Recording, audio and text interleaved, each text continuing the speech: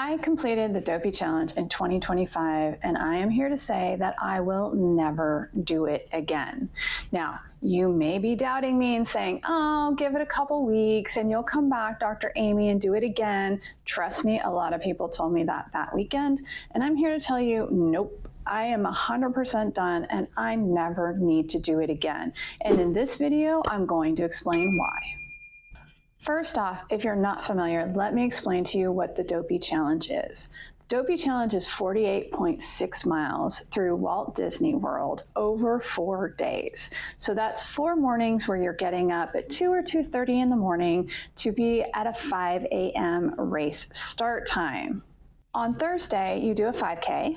Friday, you do a 10K. Saturday, you do a half marathon, and then Sunday, you do a full marathon. Now, the 5K and 10K have a lot of park time around Epcot. The half marathon does go through Epcot as well as Magic Kingdom, but there's also a ton of road time because you're running from Epcot to Magic Kingdom, and then it finishes at Epcot, so you gotta run back. Now, the marathon is a big enchilada, and you get to go through all 4 parks, starting in Epcot, going to Magic Kingdom, and then Animal Kingdom, then Hollywood Studios, before you return back to Epcot for that epic finish line. Which sounds super fantastic, and it is super fun, but really only about 25% of your time is in the parks. And there's a lot of time where you're running in between the parks, and that can get super challenging, including the parking lot of death. So as you run through the Blizzard Beach parking lot, which in 2025 when we did it, it was about mile 17 or 18, I think. So you're pretty deep into the marathon at this point. You're probably getting a little tired, your motivation may be flagging a little bit, and you literally have to run around this parking lot. So it actually wasn't as bad as we expected, the parking lot of death. It really wasn't that much worse than the parking lot that we had to run through the TCC in front of Magic Kingdom. I didn't really have a problem with either one because of how the course was set up.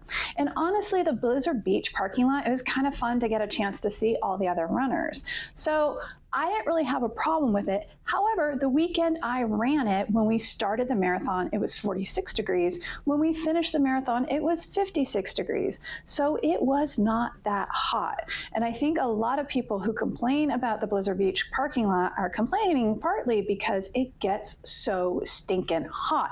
Now, I can imagine if it had been 76 degrees instead of 56 degrees, I might have had a different opinion of the Blizzard Beach parking lot.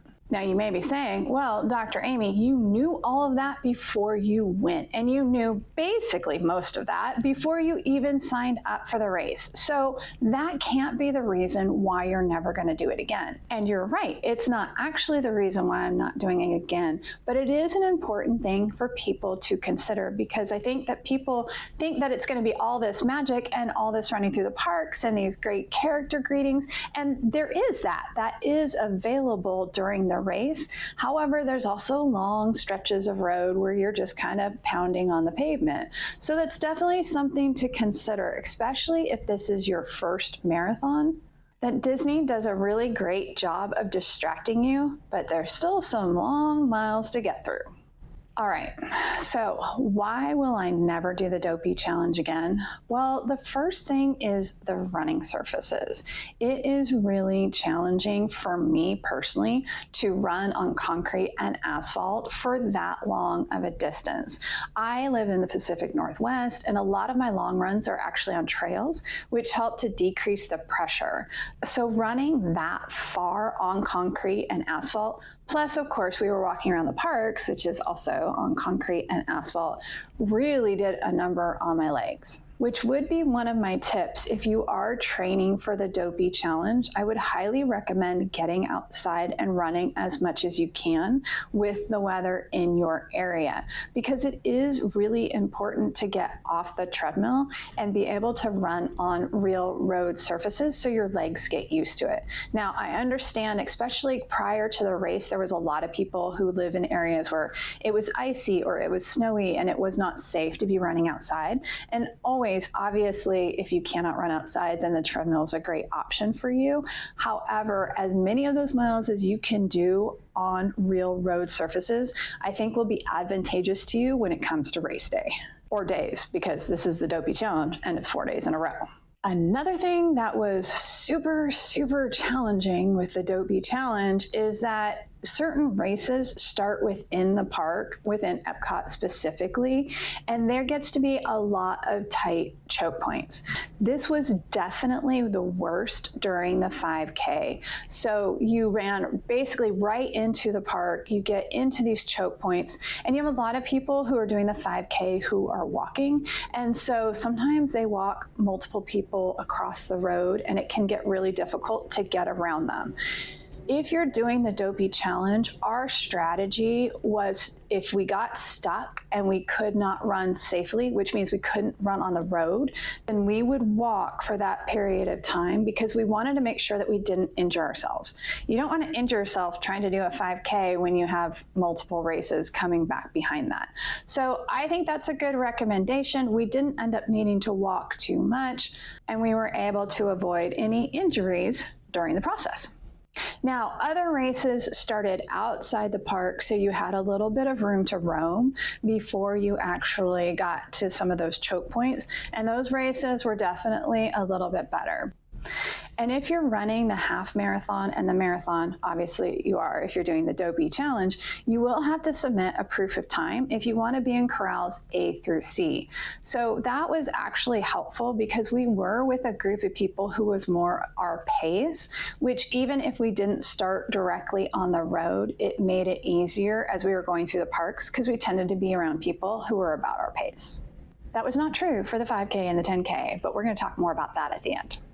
One of my big challenges with doing the Dopey was that I wanted to get pictures of me running. Obviously, I wanted to be able to use them here on YouTube, but in all honesty, I wanted to check out my form. I'm a physical therapist, and I wanted to see how I was actually running, and I don't have someone who's going to follow me around and take pictures, so I was using this opportunity to see what my running form looked like, in all honesty. And let me tell you, friends, there's a lot of PhotoPass hogs out there. So when you're running through the park, they'll have lights up, and that's how you know that a PhotoPass is coming up. And people like to get different pictures, and I have no problem with you getting your pictures. The challenge is that people will run like directly in front of you, and if they're right in front of you, of course, all those pictures are going to be of them and not so much of you.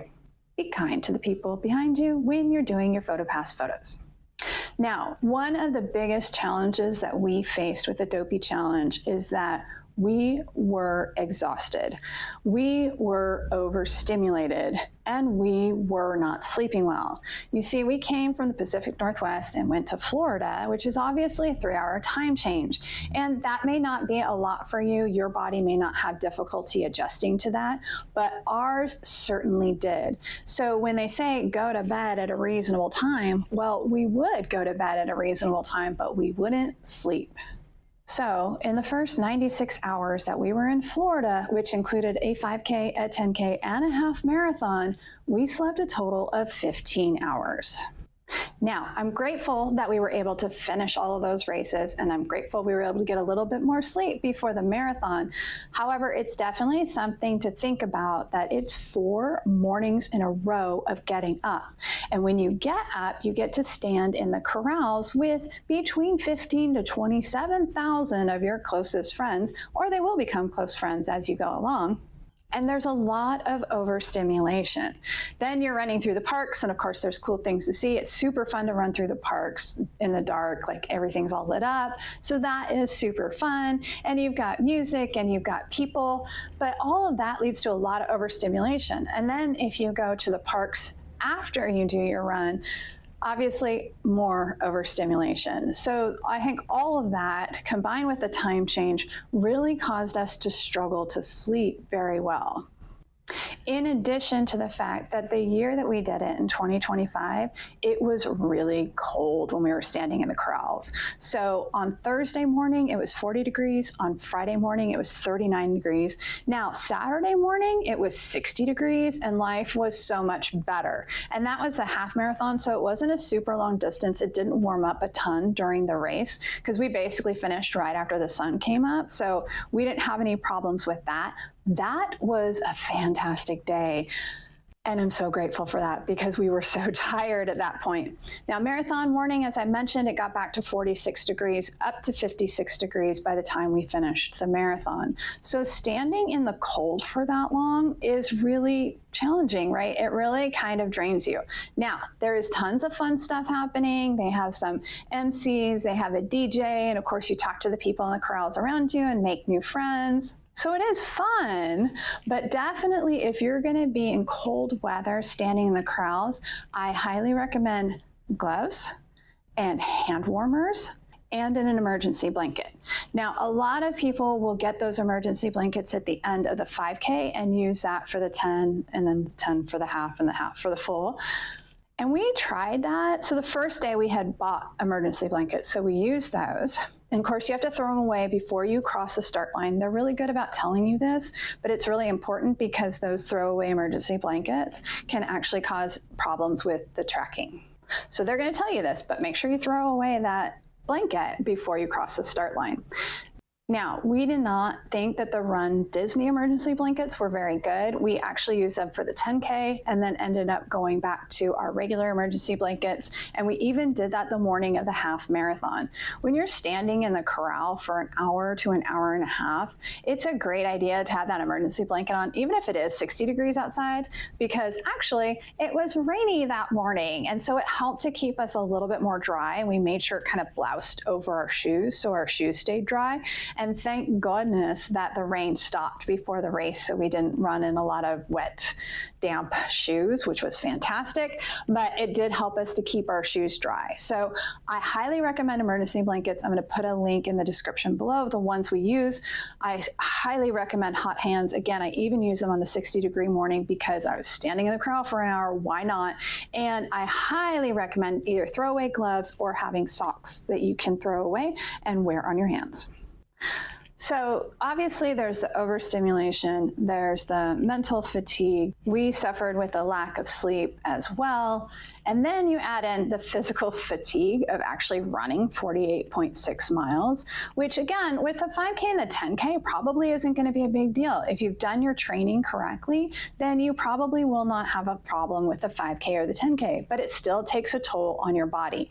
And most likely you're traveling in from out of town, so you also want to do the parks on 5K and 10K day, which I do recommend because you've got plenty of time. You're finished with the race really early in the morning. All of this adds up to a lot of physical fatigue. So I will say it is super, super important, and I cannot emphasize this enough, that you want to make sure you are adequately training for the Dopey Challenge.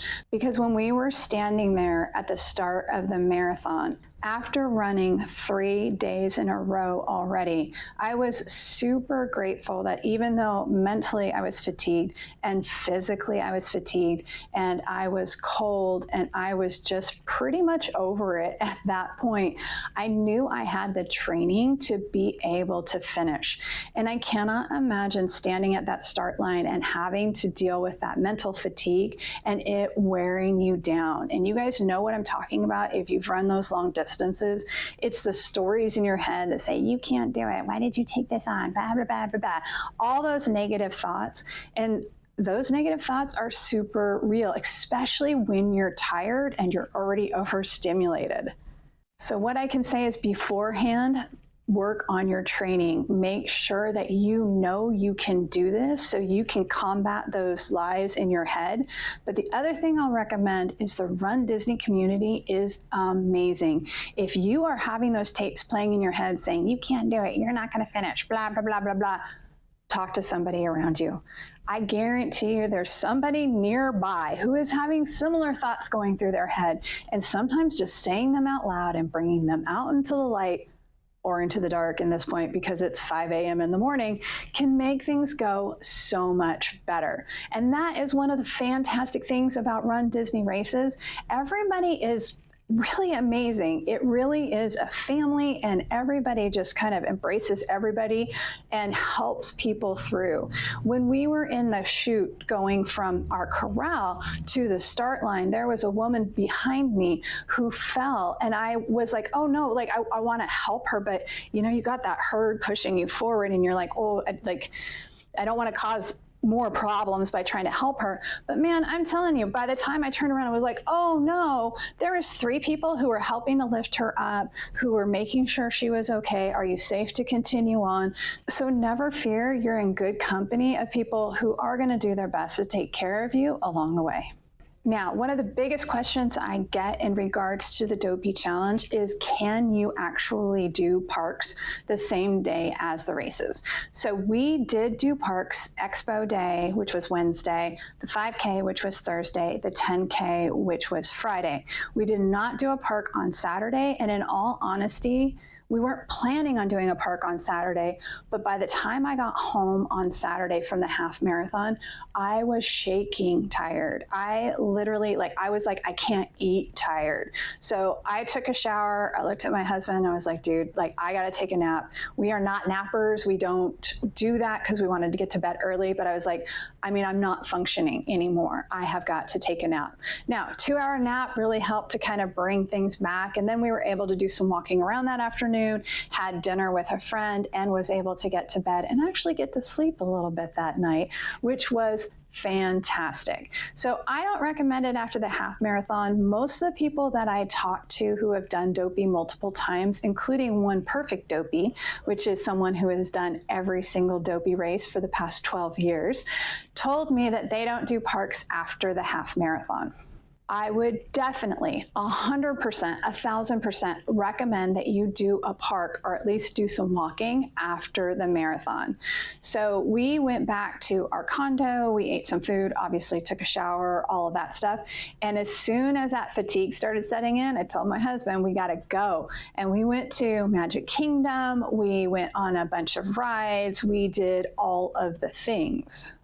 And we stayed until about 9:30 at night. So we did a lot of walking. In fact, I think our watches said we walked we did exercise for a total of 39 miles that day. So obviously 26.2 was the marathon, but it was another 13 miles of walking either before the race or after the race or in the parks, which I definitely advise because when we woke up on Monday morning, we weren't really that stiff and it wasn't really that painful. However, here is a caveat that I think is really important and I think enough people don't talk about.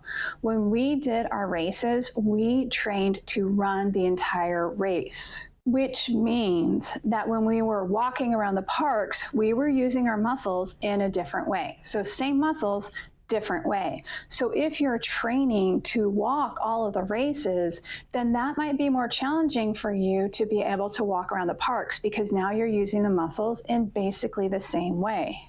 And I feel like this is an important distinction that's not discussed enough. And the last reason why I will never do the Dopey Challenge again is the whole difficulty over getting Dopey merchandise. Now, as you can see, I was able to get one of the sweatshirts. They did not have jackets this year. That's what I was going for, was a jacket, but they didn't have any Dopey jackets or race-specific jackets. They only had a jacket for marathon weekend this time, which was available for pre-order, which is fantastic. However, it's really hard to get Dopey merchandise because what happens is the Club Run Disney Platinum members come in and they buy up most of the Dopey merchandise. Now, there were a couple extra smalls, there were a couple extra larges. I'm not an extra small and I'm not an extra large. So luckily I had a friend who was super nice and got me this sweatshirt, and I'm super grateful for that because that's the only way I would have gotten it. But it is super frustrating trying to get merchandise. Now, I know that Run Disney is not watching this video. However, if they were asking me for my advice, I would recommend that you can pre-order merchandise for the race you're doing after you sign up for that race. So you can pre-order merchandise for marathon weekend after you sign up for your race. However, Run Disney, what I would love to see is that once you sign up for a race and you're actually registered, you're able to buy merchandise for that particular race. And listen, Run Disney, I understand the logistics may be a little bit challenging. However, you've already got the basic system set up, and think about how much more money you would make, because so many of us dopies who are so frustrated that we can't get the merchandise we want in the size we want would be willing to prepay for it. So, Run Disney, I hope you will take this advice to heart, because there's a lot of us who are really, really frustrated, and this solution actually makes you more money. If anybody knows anybody, Run Disney, then definitely tag them here and have them watch this video, because I think it's a genius idea. Now, some people may watch this video and feel like I am very ungrateful for the fact that I had the opportunity, and that is not true. Dopey was a bucket list item for my husband and myself. We did it to celebrate my 50th birthday. We ran 50 miles in a week to celebrate my 50th birthday. And I am super grateful. The fact that we were able to get registered, the fact that we were able to train with minimal injuries, the fact that we were able to get a Dopey sweatshirt, the fact that we didn't get sick during race weekend, the fact that we were able to actually complete this and get this off our bucket list, I am eternally grateful for. However, I have now marked it off a bucket list, and I know it's on so many other people's bucket list, and it's really hard to register for this race in the first place, much less everything else. So I'd rather give somebody else the opportunity, because there are a limited number of slots to be able to do Dopey, and let them mark it off their bucket list, because I don't need to do it again. Now, if none of this has convinced you that you do not want to do the Dopey challenge and you still want to register, I'm going to have you check out this video that we're linking right here.